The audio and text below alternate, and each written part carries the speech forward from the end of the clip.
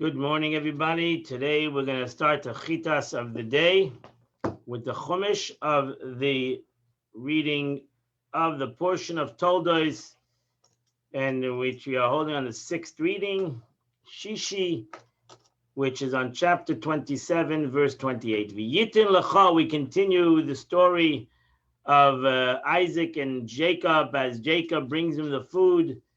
And he blesses him, and this is the blessing. May God, the Lord your God, give you the dew of the heavens, and from the fatness of the earth, and abundance of grain, v'sidash and wine. So Rashi says, "V'yitain lecha," may God give you. The extra letter vav is end. What is the end? V'yitain v'yachse v'yitain. May he give you and repeatedly give you. It means it should be. You should actually. It's many interpretations to that expression. That you should take the thing and you should take the blessing and make it even bigger. According to its simple reason, it refers back to the previous topic. Look at the fragrance of my son, which God has given you, is like the fragrance of the field. And furthermore, may he give you the dew of the heavens. So in Pshutai, in the simple interpretation, it's going back to the previous expression. Mitala shamayim, kim mashma, you should have the dew of the heavens. Medish agoda, but in the Medish interpretation, yesh laharbe panim, there are many kinds of midrashim on this verse. There are so many midrashim on this verse. Verse 29. Yavducha amim, may nations serve you. Yishtachu lecha lumecha luumim, and kingdoms bow down to you. Yigvil achecha, may you be a master of your brothers. Yishtachu labnei mecha, and may your mother's sons bow down to you. Arecha order, may those who curse you be cursed. Umevrecha baruch, may those who bless you be blessed. Rashi said, "B'nei imecha." Yaakov Amal Yehuda, so defined we find by Yaakov, says to Yehuda, your father's sons, also B'nei Avicha, because he, Jacob, had sons from many mothers. But here, since Isaac had married only one wife, he said, your mother's sons, because he only had one wife. May those who curse you be cursed. May those who bless you be blessed. Rashi says, by Bilam we see, those who bless you shall be blessed, and those who curse you shall be cursed. Why did Yitzchak flip it? The reason for this is that for the righteous, their beginning is suffering, and their end is tranquil. That's why Yaakov starts. That's why the question is, why do the righteous suffer? Here's the answer. Because the beginning for the righteous is uttered, is a little bit of a curse. It's a struggle, but ultimately, those who curse them and cause them pain precede those that bless them. Isaac therefore mentioned the curses of those who curse them before the blessing of those who bless them. As for the wicked, it goes the other way. Their beginning is tranquil, and their end is suffering. And that's why Bilam said, those who bless you shall be blessed, and those who curse you shall be cursed. Verse 30. When it came to pass, when Isaac was finished blessing Jacob, and it came to Yaakov, came to pass that Yaakov in the dust left from the face of his father. The Esav Achiv ba Mitzidai, and Esav, his brother, came with his hunt. Yotza, so Rashi says, this one came, and this one was coming. This one went leaving, and this one came in. Verse 31. Yazgamu matamin, and he also made tasty food. He brought it to his father. And he said to his father, Yocham Avi, rise, my father. And eat from the food of your son. So you'll be able to bless me. Verse 32. So Yitzchak said to him, Yitzchak, his father said to him, Mi ata, who are you? I'm your first son, Esav. Verse 33. Yitzchak shuddered a great shudder. Admoid. Who was the one who brought it to me? Vayavili. And who's the guy who brought it for me? And I ate. B'terem tavai. Before you had not yet come. And I blessed him. Gam baruch yu. He too shall be blessed. Now she says, Vayechlad.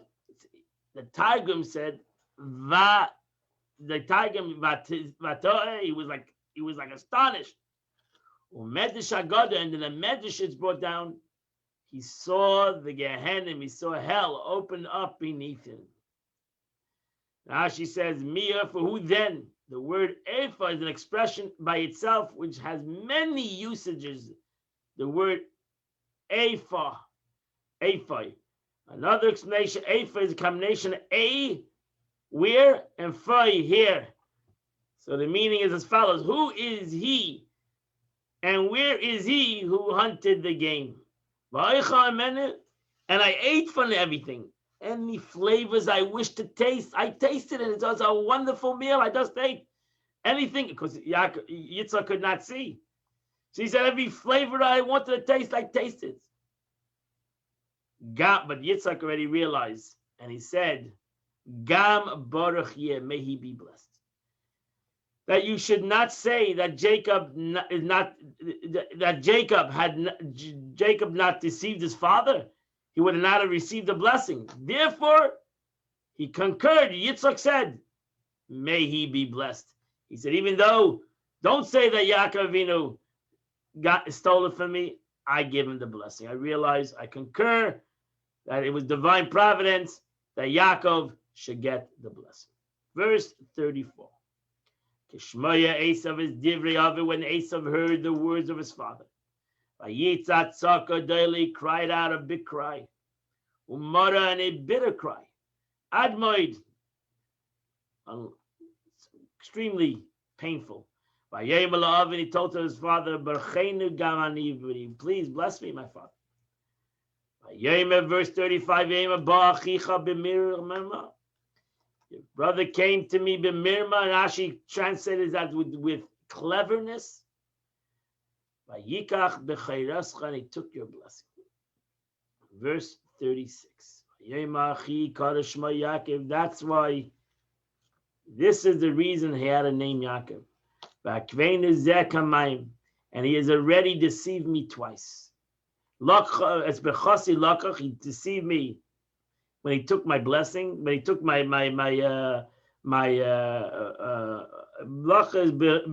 he took my firstborn, he gave me food. Now he's taking my blessing. And he said, have you not reserved a blessing for me? So Rashi says, this achi is an expression of wonder. It's because achi, you are my kinsman. What is the name of Yaakov? Because of the future. Because he was destined to deceive me. Medrash Tanchuma asks, why is Isaac shudder? He said, perhaps I am guilty for iniquity, for I have blessed the younger son before the older one, and thus altered the order of the relationship. Thereupon Esau started crying. He had already deceived me twice, he said to his father. What did he do for you? He replied. He took my birthright. And that's why Isaac said, that's why I was troubled and shuddered. For I was afraid perhaps I had transgressed the line of strict justice. But now you told me the truth. You told me that you sold the birthright. So that's why I did the right thing. So I actually didn't do the wrong thing. You just told me, Esau, that you sold your birthright. So you gave him the blessing. The Rashi continued the next verse. For he deceived me. Akvuni. To be explained according to the Targum, meaning that he lay in wait for me. The word va'arev, and he lies in wait, to translate in Targum as uchman. Others read in Targum, meaning he outwitted me. Atzalta, as Rashi says, it means that you have left over something, separate something from me. Verse 37. Vayan Yitzhak vayem al Esav. So Yitzhak said to Esav, Hein givir samtilach, behold, I made him a master over you. V'akol lecha nasati le, and all your brothers I've as servants to him. V'dagam v'sida smachtir, and I have sustained them with corn and wine. L'cha efa me'esa b'ni. So for you, then, what shall I do, my son? Rashi says, this is the seventh blessing given to Jacob, and yet he puts it first. Rather, he said to him, what use will be a blessing to you? If you acquire property, it'll be his. For I made him master over you. And whatever a slave acquires belongs to his master, was what is going to gain blessing you. So, Ephah, where will I seek for something to do for you? What am I going to do? So I have nothing to give you. So verse 38, do you only have one blessing? Bless me. And Esav cried. Verse 39, so his father responded, behold, your dwelling place shall be fat place of the earth.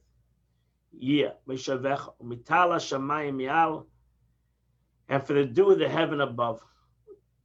So Rashi says, this is a prophecy. This is the part of Italy belonging to Greece. He gave him Italy.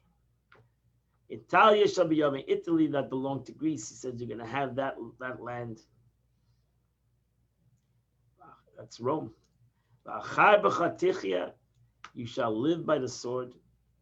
And you shall serve your brother. And when you grieve, that you will break his yoke off your neck. Ashi says, and by the sword is the same as bichar b'cha, by your sword. Sometimes al takes the place of the letter beth, base. You stood by your sword.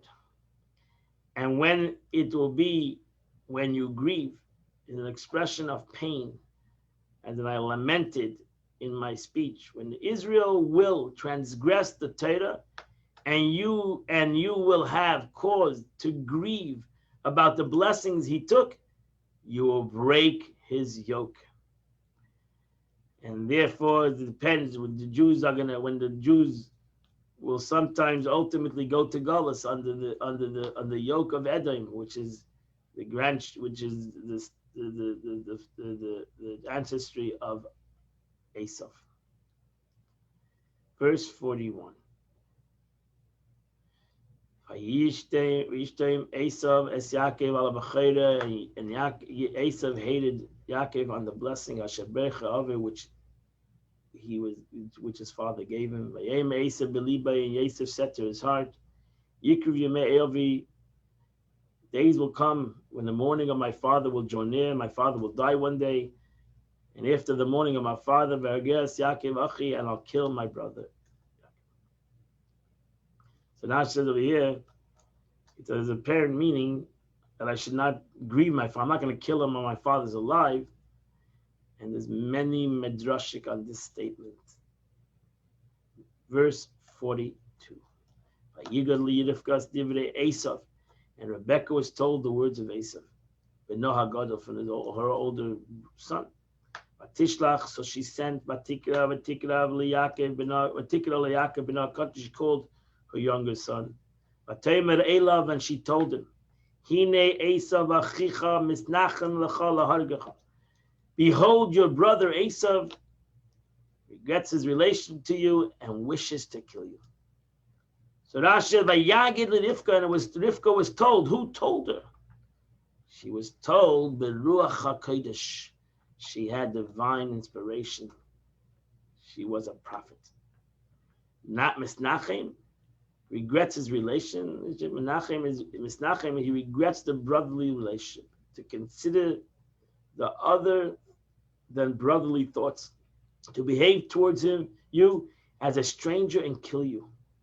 In the Medrash Haggadah, however, explains it as an expression of consolation. In his eyes, you are already dead, and he has drunk a cup of consolation, a cup of wine, customarily drunk in the house of the morning over you. But according to its simple meaning, it's an expression of consolation. By killing you, he will console himself about losing the blessings. So wonderful his brother was. Verse 43. Listen to what I have to tell you. Get up, run for your life, flee to my brother Lavan in Haran. Verse 44. You'll dwell with him a few days, until your brother's wrath will subside. Achadim, a few, means a few. Verse 45. Until the wrath of your brother will subside, he'll forget about it, he'll be busy. And I'll call for you, I'll take him from there. Why should I be bereft of both of you on one day? So Rashi says, Lama Eshka, why should I be bereft of both of you? This teaches us the one who buries his children is called shakal, bereft. And so concerning Jacob, it said, I shall be bereft, I shall be bereft because of the death of my child. Rashi says, Gam Shnechem, if he arises up against you, you will kill him. His sons will rise up and kill you. And here, the divine spirit poured itself upon her. She said a prophecy over here. And she prophesied that would actually both die in the same day. As delineated in the chapter outline, which explains later, we know that Yaakov and Esav ultimately, on the day of the burial of Jacob, Esav was killed. So both of them actually died at the same time. Verse 46. Yitzchak told Yitzchak,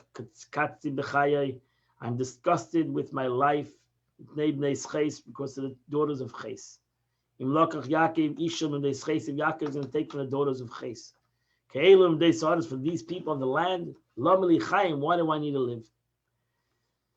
Rashi is, I'm disgusted by the girls of Ches. Chapter 28, verse 1. Yitzchak Yaakov, so Yitzchak called Yaakov. He blessed him. When he commanded him. Do not take a wife from the daughters of Canaan. Verse 2. Kum lech Padan Aram. Go to Padan Aram, base of Besuel, to the house of Betuel, Avi Imecha, your brother's father. V'kach lecha meshav isha. Go and take a wife. Nice Lavan, from the daughters of Lavan, who is the brother of your mother, your uncle. So go to there and get for you a wife. And verse 3, V'kel Shakai, may the Almighty Yevarachesa bless you, V'yivracha, and may you be fruitful, V'yirbracha, may you multiply, V'yilakal Am, become an assembly of people. So Rashi says, Kel Shakai, may he who has enough, Shakai, Shin Dalad Yud, means die, it's enough. So may he who has enough blessings, for those who are blessed from his mouth, bless you. He already blessed me, he blessed your grandfather, and may God bless you. Verse 4.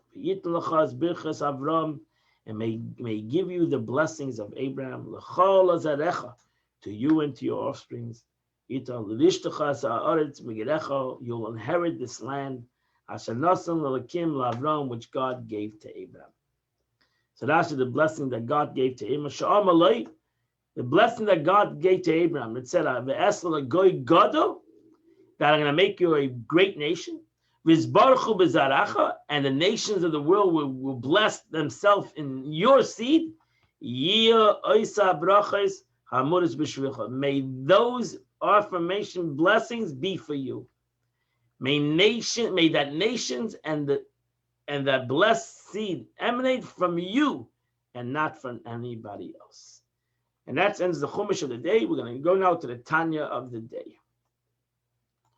Beautiful Tanya of the day. The Alter Rebbe continues the power and the greatness of mitzvahs, maisiyos, that when one does a positive commandment, he does he brings down a light that's even higher. It comes from the Ratzon of the Eibush that comes all the way from God itself, and it has such a power that it penetrates the world. It changes the world. That's the power of doing a mitzvah, and that's why the Alter Rebbe continues to perform a mitzvah that cannot be delegated to another. We see the halacha Jewish law says to perform a good deed that cannot be done by somebody else. Mevatlan Talmud Torah, you have to stop learning Torah. Afilu Ma'aser B'Kov, even the most highest teachings of Kabbalah, you have to stop learning and do the mitzvah. Even you have to beyond the question, you have to forgo prayer. You have to stop even prayer. We said the greatness of prayer, but you actually to do a mitzvah, you have to, that cannot be done by somebody else. If a mitzvah comes to your hand and it cannot be done by somebody else, you have to stop it all. And you got to go and do this mitzvah. Even learning Torah, even learning the most highest Kabbalistic concepts in Torah, even the concept of prayer, which is the intellect, which prayer connects to the intellect, and prayer generates love and fear of God. Fatam kanal. And the reason is, as we mentioned above, because a mitzvah, by doing a simple mitzvah, it reaches up to the highest levels of godliness and brings down a light into this world.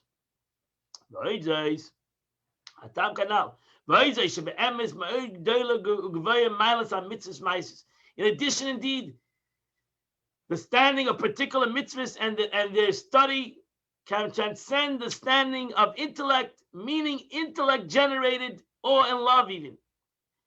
Gam desiv. Though in the verse states, L'dafka b'yaldei midaisav, to cleave to him through cleaving to the attributes of God. That means through cleaving to the chesed of the Eibush, to the love of God, to the intellect of God. But as much as a person cleaves to God's attributes, still one does not cleave to the essence of the supernal attribute, only to the externity of their existence. And that's why, that's why Abraham, who was the attribute of chesed, Abraham epitomized chesed in what a human being can accomplish. Abraham accomplished the attribute of chesed in a way that no other human being can accomplish. But nevertheless, he said, Anochi afar ve'ether, I am but dust and ashes. What is the meaning of dust and ashes?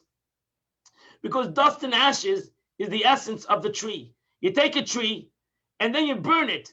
You take away all its elements and you have only ashes. That's all you're left is with ashes. So even though the ashes has in it with the whole tree, but you're left with ashes. So the meaning Kabbalah says is that Abraham said, I am chesed. But since it's my chesed, it's nothing in comparison to the tree. It's nothing in comparison to chesed, the way it's above. It's nothing in comparison to midas of chesed, the way it's in Atzilus. So therefore, I'm but dust and ashes. I'm but a very small component of that attribute of chesed, the way it is in the attribute of chesed of Atzilus. So if you understand that concept of Ram Avinu says, I am but dust, and I have to have chesed, I'm chesed. I'm the epitome of chesed in this world. But I'm still nothing in comparison to the essence of chesed, the attribute of chesed, the way it's above, the attribute of chesed, the way it emanates from God. And if Abraham said that his chesed, his kindness, is nothing in comparison to the way it's chesed in the world of emanation, surely in regard to the infinite light of God, the that there's no thought can comprehend his radiance. This Bashlachait Menes Baruch and the diffusion of life force coming from him. So in comparison to God, what is his chesed? It's nothing. It's not even Eifer. It's nothing. It's garnished. We only can grasp in God's existence, that he gives life to all, but not his essence. And this applies even to the supernal beings. We say it in our davening every morning. Kadosh, Kadosh, Kadosh, Hashem Tzavos. The angels say, holy, holy, holy is the Lord of the host. So even even the angels that are spiritual entities, they say they're nothing in comparison to God. So if the angels are nothing in comparison to God, surely you're a human being. How high and how much he can have intellect and emotions and ava and yida, love of God and fear of God and chesed, to the chesed of the Eibishter, to the love of God, to the kindness of God. We're nothing. Because only animate effects can conceive their cause. According to the order recounted in Eitz Chaim concerning the vestments of the visage of Partzufim. Eitz Chaim explains how the visage of the supernal spheres of Atzilus vest themselves in each other. Each effect is able to comprehend its cause, the visage that is God within them. So even those entities have a capability of understanding of a line of Rome, but not the case with created beings. Even the souls of Atzilus, ultimately, it's very difficult to touch their essence. They can go very high, they can go extremely high, but they cannot touch the essence. As it's written by Moses himself, who we all know that's brought down in Kabbalah, that Moshe Rabbeinu was an Neshama of Atzilus. Moshe Rabbeinu, God says, you will see my hinder part. Achayrai. That's why Moshe Rabbeinu asked, he wanted to see the face of God. What does it mean? He wanted to see his essence. He wanted to see everything in its essence. And God said, that's impossible for a human being to see the essence. It's not possible. You only can see the backside, an external manifestation of mere existence of divinity, but not the essence. And that ends the Tanya of the day. And in essence, as we will soon see, the Alter Rebbe says the opposite is a mitzvah, where we're going to be able to see much deeper than even all the learning of Torah we can do. We have finished the chitas of the day. Not finished it. You have to now go. Today is the 4th day of the month. The 4th day of the month, the Tillim of the day, it starts from chapter 23, 24, 25, 26, 27, 28, 23 to 28. Say the chapters 23 to 28. Also, it's important, if you can, you have the time, to say the chapter of your year. That means if you're 50 years old, you say chapter 51.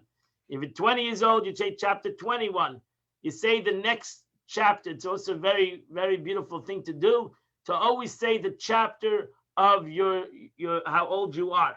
So if you're 56, say chapter 57. So, my friends, if you do this, you have done the chitas of the day. I wish you a good Erev Shabbos, a wonderful Shabbos, and a beautiful Shabbos. And we'll see you on Sunday morning, where we'll continue our 3rd week in doing chitas together. We'll continue doing chitas. Have a beautiful Shabbos. Have a wonderful Shabbos, and God bless you all.